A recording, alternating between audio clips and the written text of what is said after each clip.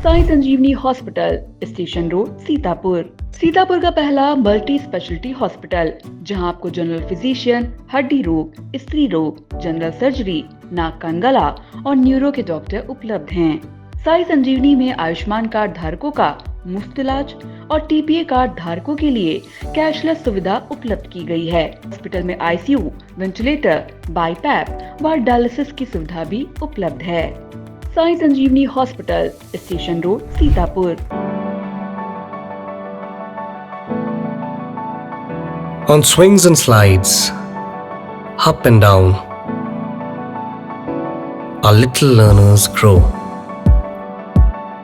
learning life's rhythm, high and low. I place the seed and skills the tree that grow.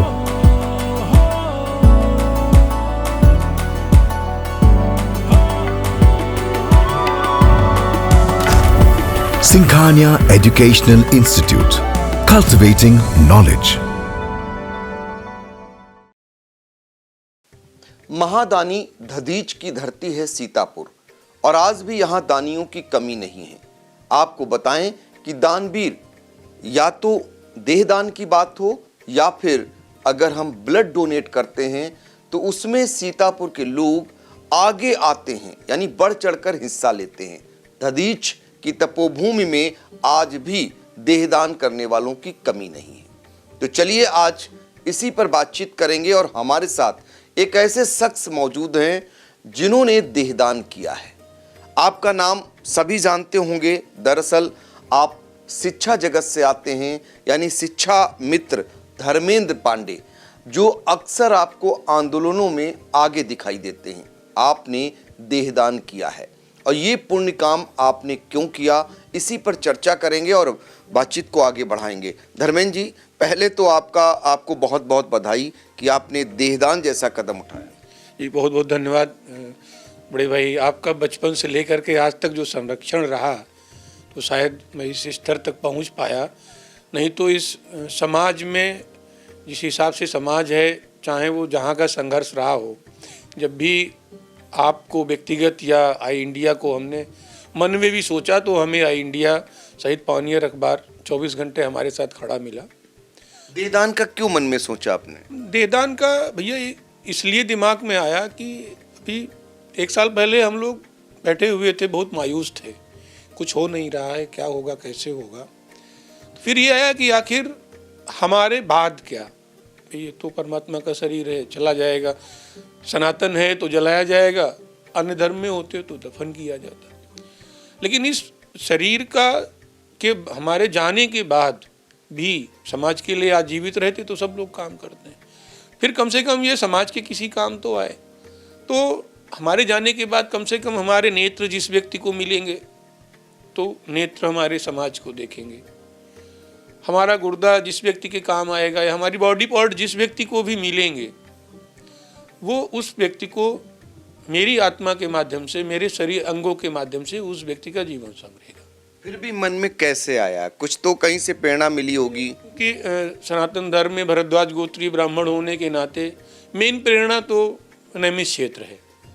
मैं जब भी बचपन से लेके आज तक जब भी मैं दधीच कुंड के पास से गुजरा तो मेरे मन में हमेशा यही आता रहा कि मुझे देहदान करना है। परिस्थितियाँ क्रिटिकल थी, देहदान नहीं हो पाता था, जिसके चलते इतना लेट हुआ। तो फिर भी 2.5 से 3 महीने के प्रयास के बाद रजिस्टर्ड हो पाया ये हमारा। तो महर्षि दधीच की तपोभूमि है सीतापुर का मिश्रिक जो क्षेत्र है, वहाँ पर महर्षि दधीच जी के बारे में ये कहा जाता है कि जब राक्षसों का वध करना था, असुरों का वध करना था, तो देवताओं ने उनसे देहदान की मांग की थी, तो उन्होंने देहदान किया था। जिनकी वज्र से, जिनकी हड्डियों से एक वज्र बना था जिससे असुरों का वध हुआ था। तो महर्षि दधीच ने देहदान किया और देहदान की कहानी बहुत ही रोचक है। कैसे उन्होंने देहदान किया, जो आज भी वहाँ पर गौ माता महर्षि दधीच जी की प्रतिमा के पास विराजमान रहती हैं। दरअसल बताते हैं कि उन्होंने अपने शरीर पर नमक लगा करके और चटवाने का काम किया। उसके बाद जो हड्डियां थीं उसी से वज्र बना और उसके बाद असुरों का वध किया गया, ऐसा वरदान भी मिला हुआ था। तो ये देहदान आप समाज के लिए कर रहे हैं? जी, समाज के लिए, और मेरा जो परिवार है वो इसमें 100% सहमत है। मेरी पत्नी का भी फार्म भरा जा चुका है, वो 2-4-10 दिन में उनका भी रजिस्ट्रेशन हो जाएगा और परिवार से पूरा समर्थन है। यानी पूरे आप दंपत्ति दोनों लोग? दोनों दंपत्ति करेंगे। अभी मेरा रजिस्ट्रेशन हुआ है, एक एफिडेविट उनका नहीं बन पाया था क्योंकि देहदान का जो एरिया है मेडिकल कॉलेज लखनऊ के लिए वो केवल लखनऊ परिक्षेत्र आता है। बाकी दूसरे ज़िले से हैं तो एक उन्हें पहुंचाने की बात होती कि बॉडी पहुंचानी पड़ेगी, तो वो एफिडेविट में अपना ही बनवा के ले गया था, उस चक्कर में दिक्कत हो गई। अगले हफ्ते तक उनका भी पत्नी। बहुत सारे लोग देहदान करना चाहते हैं, तो केजीएमयू में ये देहदान हुआ, तो जरा इसकी प्रक्रिया बताइए क्या है? एक केजीएमयू में एनाटॉमी विभाग है, वहाँ पे सोसाइटी रजिस्टर्ड है देहदान की। के पांडे जी हैं, वहाँ पे बैठते हैं, उनका नंबर आपको दे देंगे हम। एक 3-4 पन्ने का फार्म है, उसमें भरना होता है। अगर आपकी पत्नी अथवा पति गवाही करता है तो आपको कोई दिक्कत नहीं है। अगर पत्नी या पति में से कोई एक नहीं है तो 2 मित्र उस पर गारंटर होते हैं कि हाँ हम जानते हैं इनको और ये देहदान कर रहे हैं। इतना बड़ी सरल प्रक्रिया है। लेकिन अगर आप लखनऊ के बाहर के हैं, ऐसी स्थिति में आपको आपके परिवार की जिम्मेदारी कई गुना बढ़ जाती है, क्योंकि देहदान और नेत्रदान में मोस्टली सबसे बड़ी दिक्कत ये आती है कि व्यक्ति के ख़त्म होने के बाद परिवार का ममत्व बहुत बढ़ जाता है। नहीं, हम नहीं देंगे। क्यों नहीं देंगे भाई? शरीर तो जलना ही है, मिट्टी में ही तो जाना है।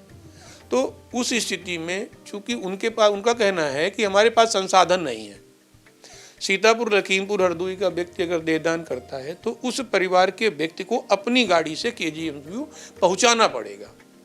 अच्छा, आप तो ब्राह्मण हैं, ऐसी मान्यताएं हैं कि जब किसी का देहावसान होता है उसके बाद मोक्ष की प्राप्ति के लिए उसका अंतिम संस्कार करना जरूरी रहता है। जब आप देहदान कर देंगे तो अंतिम संस्कार कैसे होगा? तो ये जो देहदान है ये भी एक विशेष प्रकार का अंतिम संस्कार ही है, क्योंकि एक अवधि की बात अगर हम करें तो वेद की नहीं, वेद अवधि में सब चलते हैं।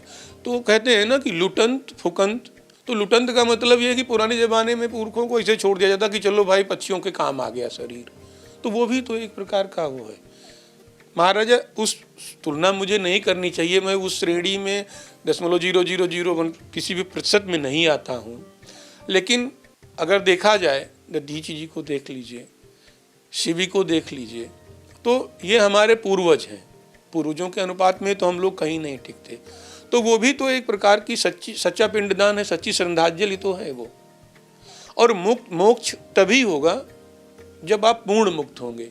अच्छा, जब देहदान कर आए आप, तो पत्नी तो आपके साथ तैयार हैं, परिवार के लोग, बच्चे या और परिवार के लोग, नाते रिश्तेदार, उनकी पहली प्रतिक्रिया क्या थी? नहीं, उन्होंने कहा बहुत बढ़िया किया। हाँ, उन्हें इससे कोई दिक्कत नहीं है, क्योंकि हमारे पिताजी शिक्षक हैं। बाबा जी हमारे पांडित्य करते थे, पीढ़ी दर पीढ़ी धार्मिक परिवार है। बाबा जी कहा करते थे कि हमारे परिवार में कोई ना कोई एक सन्यासी हो। वो चाहते थे कि चूँकि हम चाचा और ताऊ के मिला कर के 6 भाई हैं, उसमें कोई नहीं हो पाया, उनकी इच्छा थी। तो जब सन्यास नहीं ले पाए, भाग्य में नहीं था, तब फिर यही सोचा कि कम से कम कुछ ना हो तो शरीर का ही एक प्रकार से। और मुझे लगता है कि देहदान से बड़ा क्रियाकर्म नहीं है। अगर खंगाला जाए, इतना मैं पढ़ा नहीं है मैंने वेदों को, ऋचाओं को, लेकिन अगर पढ़ा जाए तो मुझे लगता है कि सबसे बड़ा सत्कर्म ही देहदान है। तो सबसे बड़ा सत्कर्म ही देहदान है। हमने आपको बताया महर्षि दधीच की तपोभूमि है सीतापुर मिसरिक, जहां पर देहदान करने वाले धर्मेंद्र पांडे जो समाज को संदेश भी दे रहे हैं और ये बता रहे हैं कि उनका जब इंतकाल हो, यानी उनकी जब मृत्यु हो, तो समाज के काम वो आ सकें, इसलिए उन्होंने देहदान किया है। आप समझ सकते हैं ये वही सीतापुर है जहां नेत्रदानियों का कारवां दिनों दिन बढ़ता चला जा रहा है। और अगर रक्तदान की बात करें तो वो भी बड़े पैमाने पर लोग रक्तदान करने आते हैं। अब देहदान के लिए भी इस कदर लोग आगे आने लगे हैं, जो अपने आप में धर्मेंद्र पांडे मिसाल भी हैं। और अपना अकेला ही नहीं, अपनी धर्मपत्नी का भी देहदान कराने की प्रक्रिया उन्होंने शुरू कर दी है। तो आप समझ सकते हैं कि केजीएमयू के लिए कितनी राहत भरी खबर है कि वो आगे चलकर बच्चों के लिए जो वहाँ पढ़ाई करते हैं उनके लिए इनका शरीर कितना काम आने वाला है। और साथ ही जिन लोगों का कोई अंग खराब हो जाता है उनके लिए इनके अंग प्रत्यंग आगे चलकर भी न रहने के बाद भी समाज के ही काम आने वाले हैं। वाकई में प्रेरणादायक हैं, प्रेरणा स्रोत हैं धर्मेंद्र पांडे जी। और पुनः एक बार आई इंडिया की ओर से आपको बहुत बहुत बधाई। अंतिम बात करेंगे, आप क्या अपील करेंगे समाज से? मैं समाज से अपील करूंगा कि जो धर्म का मतलब होता है धारण करने योग्य।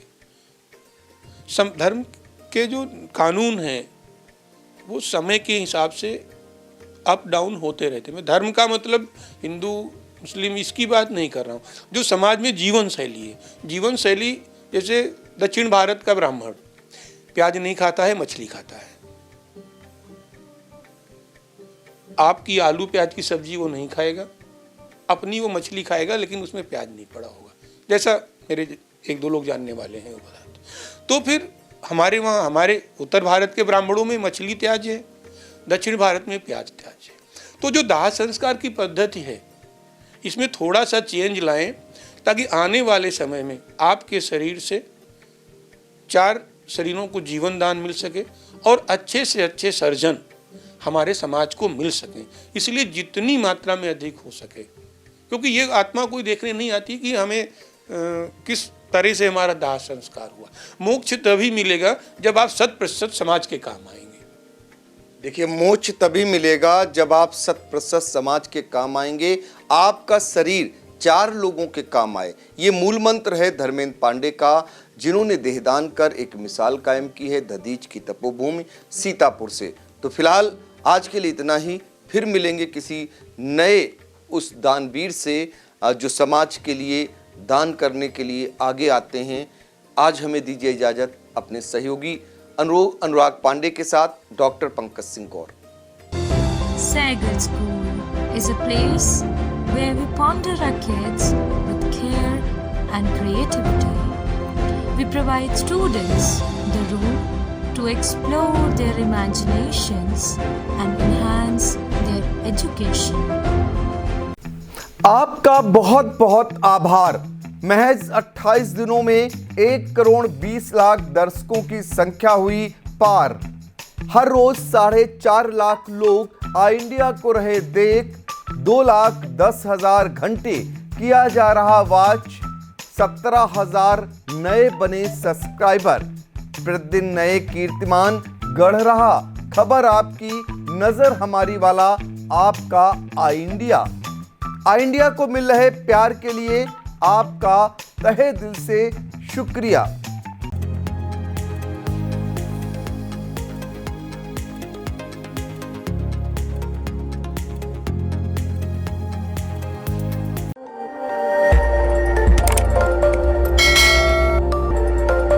खबर आपकी, नजर हमारी। देखते रहिए आई इंडिया।